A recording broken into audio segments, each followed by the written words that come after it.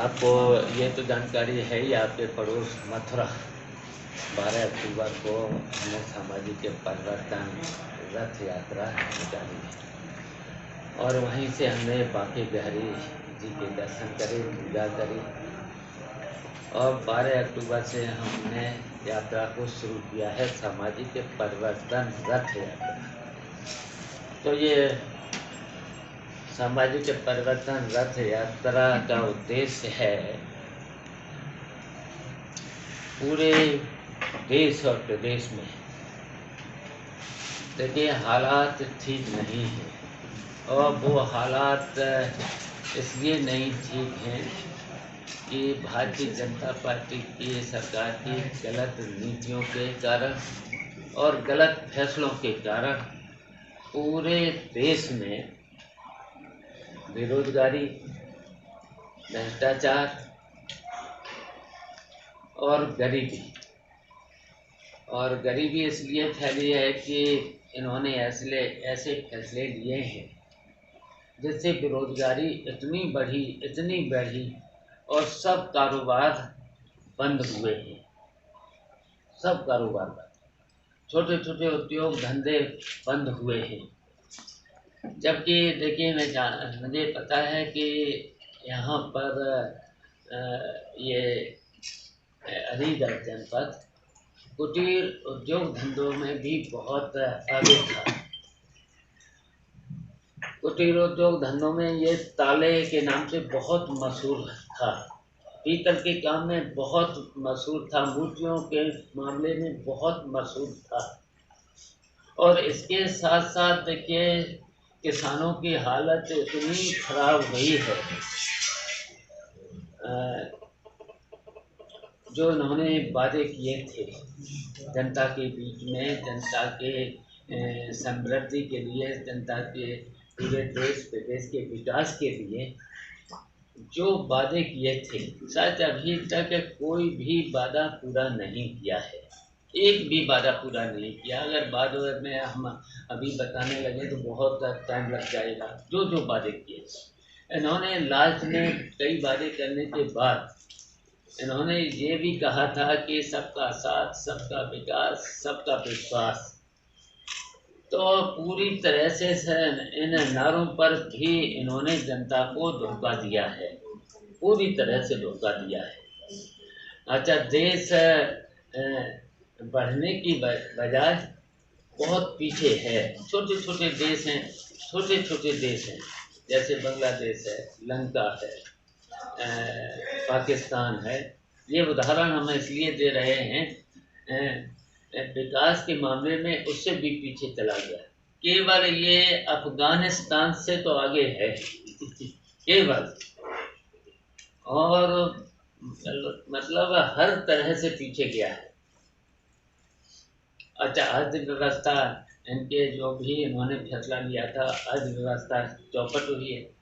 नोटबंदी की वजह से, फिर जीएसटी की वजह से इतना भ्रष्टाचार इतना फैला है और इतनी परेशानियां हैं छोटे छोटे धंधे करने वालों का, छोटे छोटे उद्योग करने वालों का, यहाँ तक कि छोटी छोटी दुकानें करने वालों पर, ठेला लगाने वालों पर, बिल्कुल मतलब रोज जो कमाई करने वाले हैं, जैसे 100-500 रुपए कमाने वाले लोग हैं, उन पर भी जीएसटी, यहाँ तक कि शादी विवाह या चाय बेचने वाले, उन पर भी जब जीएसटी और इतना कठिन जो कर दिया है, तो बताइए उसी में उलझा रहता है आदमी, उसी में उलझा रहता है, हिसाब देने में उलझा रहता है, छोटे छोटे, बताइए। तो ये सब चीज़ें हैं। तो इसके लिए मैंने, देखिए, सामाजिक परिवर्तन के लिए मैंने ये रथ यात्रा निकाली है। सत्ता का परिवर्तन अब होना जरूरी हो गया है, इसलिए मैंने ये यात्रा निकाली है। और ये सरकार, देखिए, जात के नाम पर, धर्म के नाम पर केवल लोगों को भड़काने के साथ साथ ऐसे फैसले ले रही है जिससे मतलब समाज में जो अच्छा वो जाना चाहिए था वो नहीं जा पा रहा। तो देखिए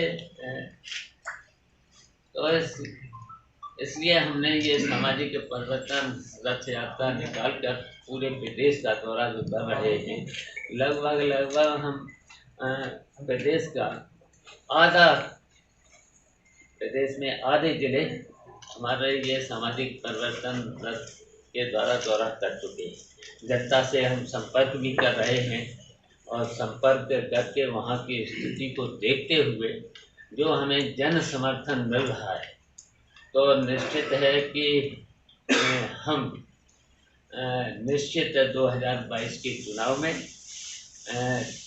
प्रगतिशील समाजवादी पार्टी निश्चित सत्ता में आएगी और जहाँ पर भी प्रगतिशील समाजवादी पार्टी होगी वहीं पर सरकार होगी, ये निश्चित है। तो इसलिए इस मौके पर हमारी ये भी मांग है, देखिए आज़ादी के बाद अभी तक जातीय जनगणना नहीं हो पाई है और ये तो वो जनगणना जरूरी है जिससे जाति आधार पर सबको, जो जाति आधार और आर्थिक आधार पर आरक्षण लोगों को मिलना अब बहुत जरूरी है। जिसकी संख्या जितनी है उसके आधार पर, और जो गरीब हैं आर्थिक, हर जात में हर वर्ग में बहुत लोग गरीब हैं, तो आर्थिक आधार पर भी आरक्षण जरूरी है। अगर विकास करना है, सामाजिक न्याय देना है तो ये जरूरी है। तो इसके साथ साथ जो निजीकरण सरकार ने किया है और निजीकरण के नाम पर केवल कुछ ही पूंजीपतियों को लाभ मिला है, न कि जनता को।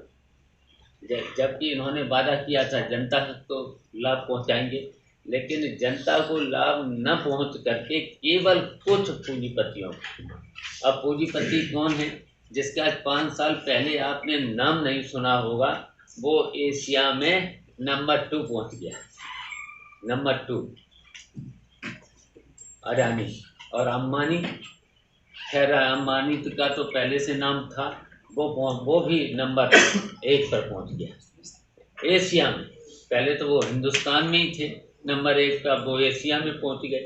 केवल इस तरीके से ज़्यादा 4-5 उद्योगपतियों को लाभ पहुंचा है, न किसान को लाभ मिला है, न छोटे छोटे व्यापारियों को लाभ मिला है, न देखिए छात्र नौजवान किसी को नहीं लाभ मिला है।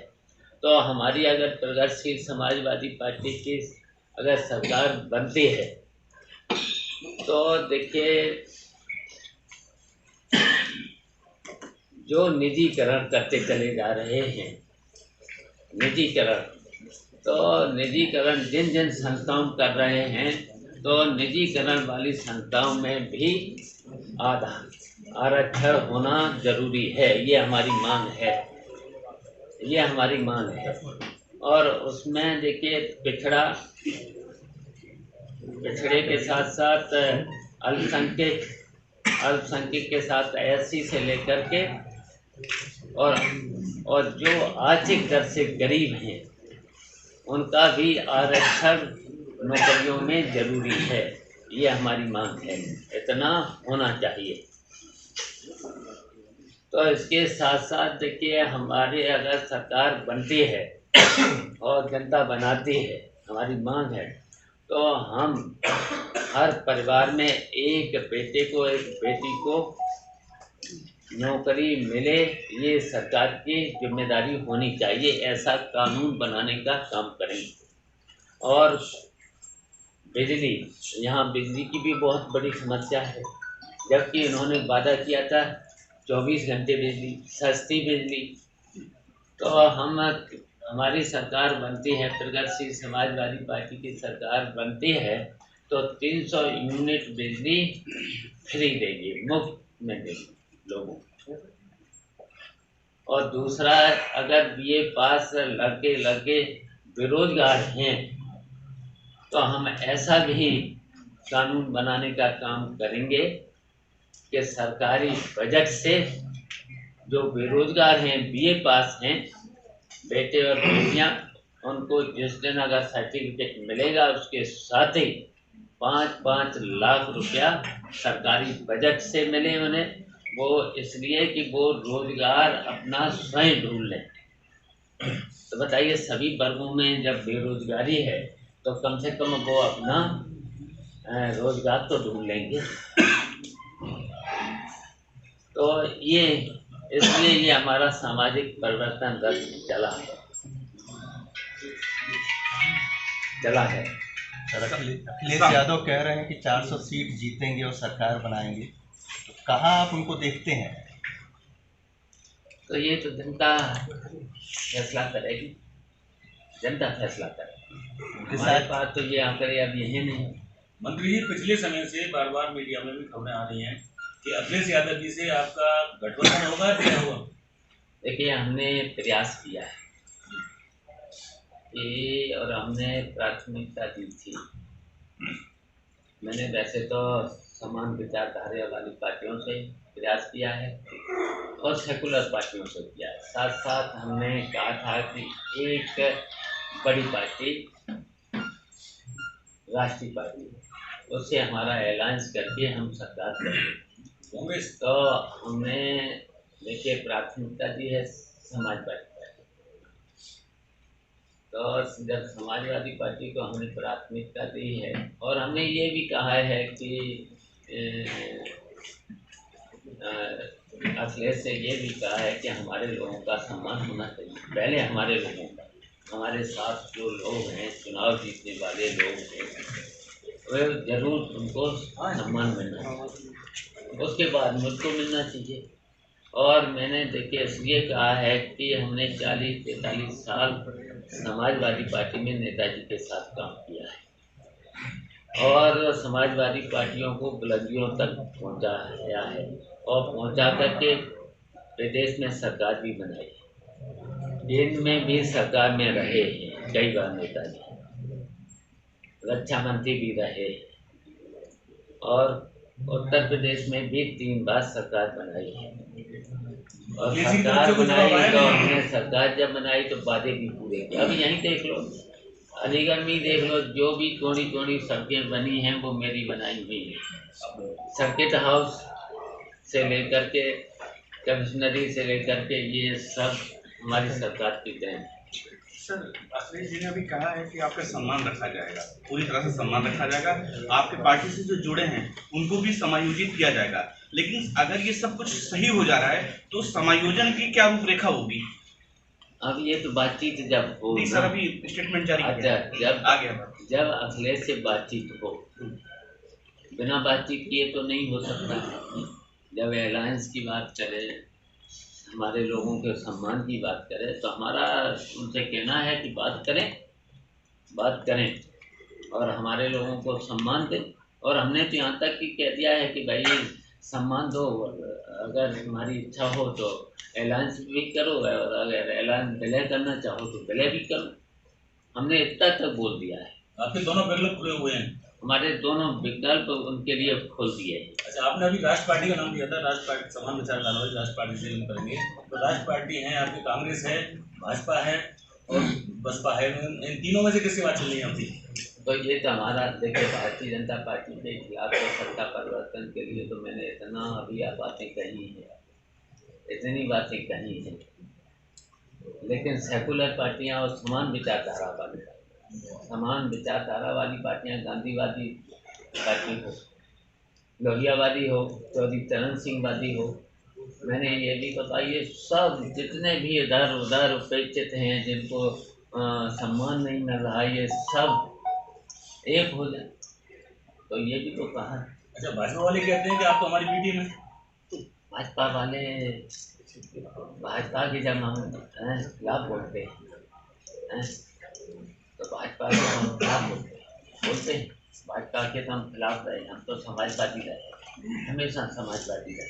पूरी तो हमारा काम कर रहे हैं, हमने मायावती जी वाला बंगला ही दे दिया, पूरी हमने व्यवस्था नहीं कर रखी, हमारा काम अच्छा कर कोई रहे हैं। एहसान कर दिया, हम तो कितने सीनियर हैं, बंगला तो हमें देना ही था। एक क्या दिया, जब जब सरकारें रही हैं, चाहे कल्याण सिंह जी रहे हों, चाहे मायावती जी रही हों, चाहे नारायण दत्त तिवारी रहे हों, चाहे नेताजी भी रहे हों, चाहे अखिलेश भी रहे हों, क्या उन्होंने एक बंगले नहीं दिए? बताइए ना, नहीं दिए बंगले, ये बंगले, और कोई ऐसा नहीं किया। हमें वही कैटेगरी का बंगला मिला है। थोड़ा सा ये अच्छा है कि मायावती ने अच्छा बनवा दिया था तो हमें दे दिया, दे दिया। अब बताइए, जो बंगले खाली कराए गए थे उनकी तो दशा देख लो।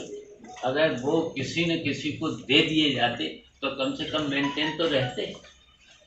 हम तो कह रहे वो भी दे दो।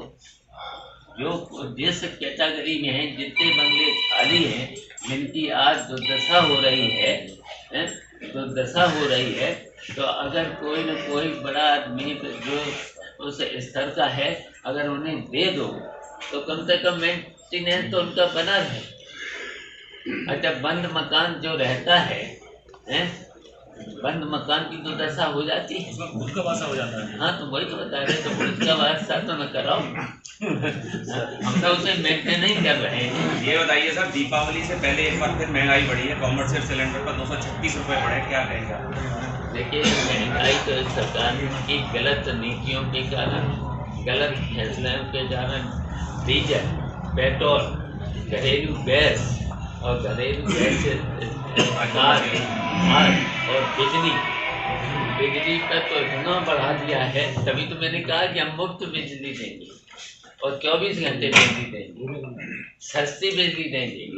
अच्छा, इन्होंने बताइए 5 साल में बिजली पे कितना काम किया, पता करो। सड़कों पर कितना काम किया, बताइए।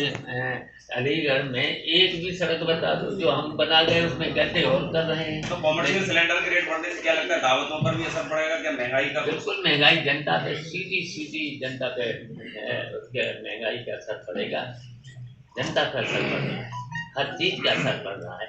और भारतीय जनता पार्टी का एक मंत्री कह रहा है डीजल पेट्रोल तो केवल 5% प्रयोग करते हैं। बताओ, आप लोग आए होंगे, स्कूटी से आए होंगे या गाड़ी से आए होंगे, कोई आज के समय में डीजल पेट्रोल से कोई वाकिफ है? और बिजली है, जो बिजली है हर आदमी को चाहिए, डीजल हर आदमी को चाहिए, पेट्रोल हर आदमी को चाहिए। लेकिन ये तो अब सत्ता के मद में हैं मंत्री लोग। योगी जी से अच्छा, नाम बदलना है, इसको आप इस दृष्टि से देखते हैं? देखिए, नाम बदलने से कहीं विकास नहीं होगा। नई बिल्डिंग बना दो, उसका नाम रख लो, नया काम कर लो उसका कर, पुराने से क्या मतलब है? पुराने तो अच्छा जब बदल भी जाते हैं तब भी आदमी वही नाम लेता है, वही नाम लेता है। अच्छा सर, एक अखिलेश यादव का एक कल बयान आया है जो विवादित है कि उन्होंने जिन्ना को नायक बताया है, पटेल, महात्मा गांधी और जवाहरलाल नेहरू से उनकी तुलना की, आपका क्या मानना है? देखिए, हम तो जानते हैं अश्फाकुल्लाह साहब को जानते हैं, हम जानते हैं पीजी कलाम को जानते हैं, और उनको जानते हैं जिन्होंने उस लड़ाई में अब्दुल हमीद जिन्होंने टैंक तोड़े थे, शहीद हुए थे, इनको हम जानते हैं। अब उनको तो हम जानते नहीं, मेरा जन्म भी नहीं हुआ था। और विवाद चल गया इस पर, नाम तो सुना होगा ना? नाम तो सुना होगा, नाम तो सुना है, लेकिन तो क्या तुलना की जा सकती है महात्मा गांधी से, पटेल से और जवाहरलाल नेहरू से, जिन्ना की? जब हम जानते ही नहीं तो तुलना हम का? उन्होंने कहा अखिलेश ने कहा है आपके भतीजे ने तुलना किया। भतीजे हैं तो उन्हें पूछ लें। क्या लगता है चुनाव में इसका कहीं कोई ये चुनावी स्वरूप है क्या? अरे अब उन्हीं से पूछ लेना, जब चुनाव आएंगे तो जनता निर्णय करेगी, जनता पे छोड़ दो सर। ये तो सब बातें जनता पे छोड़ो। सर, भाजपा कहती है कि परिवारवाद को बढ़ावा देती है, सपा हो गया, एक कुनबे की एक पार्टी है, किस नजरिए से उसको देखते हैं? तो परिवार को ही बढ़ाया जाता है। देखिए, हमने तो नहीं दिया, न नेताजी ने दिया, हम लोगों ने मेहनत किया, और मेहनत करते करते जब हम 42 साल के हो गए थे तब MLA लड़े और काम कर रहे थे हम 80 से, जोड़ लो हाँ, अब किसान का बेटा किसान ही बनेगा।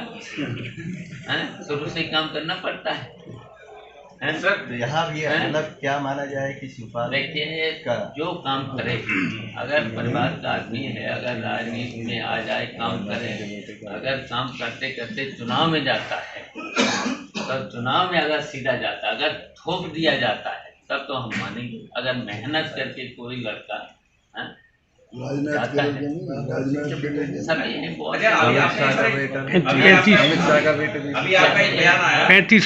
सभी पार्टियों में देख लो, तुलना कर लो, भारतीय जनता पार्टी में देख लो। अब हम नाम नहीं लेंगे, यहाँ पर नाम नहीं लेंगे, क्या हमारे अच्छे संबंध यहाँ भी देख लो, तो यहाँ भी कह दो। अच्छा सर, हमारे अच्छे संबंध हैं। तो राजनीति में परिवारवाद जरूरी है? देखिए, परिवारवाद जरूरी नहीं, मेहनत करके जो आए, चुनाव लड़के आए, मेहनत करके राजनीति में आए, अगर सीधा सीधा थोप दे तब तो हम मानते हैं मंत्री या पुराने राजनीतिक हैं, परिवार में मेहनत करके चुनाव लड़के जनता ने उसे जिताया है, तो उसे मौका मिलना चाहिए। तो हंस क्यों मारूं? मंत्री या पुराने खिलाड़ी हैं, राजनीति का पुराने खिलाड़ी हैं, नेताजी से आपको पूरी राजनीति सीखने का मौका मिला है।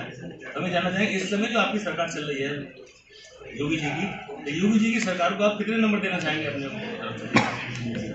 तो योगी जी को, सरकार को नहीं, योगी जी ये गणित मुझे आता नहीं। अच्छा, आपका एक बयान आया कि नेताजी आपका प्रचार करेंगे, तो अखिलेश की तस्वीर क्या रहेगी चुनाव में, इससे कोई इम्पैक्ट पड़ेगा? देखिए, हम इतना जानते हैं, नेताजी के साथ हमने काम किया है, नेताजी के साथ, और राजनीति में हमने हमेशा सीखा है नेताजी के साथ त्याग और संघर्ष, त्याग और संघर्ष हमने सीखा है, हमने किया है त्याग और संघर्ष नेताजी के साथ, त्याग भी किया है और संघर्ष भी किया है हमेशा। सर तो फिर नेताजी, हम तो यही कहेंगे कि परिवार में नेताजी बड़े हैं, बहुत बड़े, और नेताजी का सम्मान सभी करते हैं और सभी दलों के सीनियर लोग करते हैं। तो उसी तरीके से हमारे परिवार में भी सबसे पहले नेताजी का सम्मान हो, उनकी बात माने सब लोग, हम भी मानेंगे और सब लोग मानेंगे। बातचीत का रास्ता बचाए। देखो, राजनीति में तो हमेशा संभावनाएं और हमेशा, और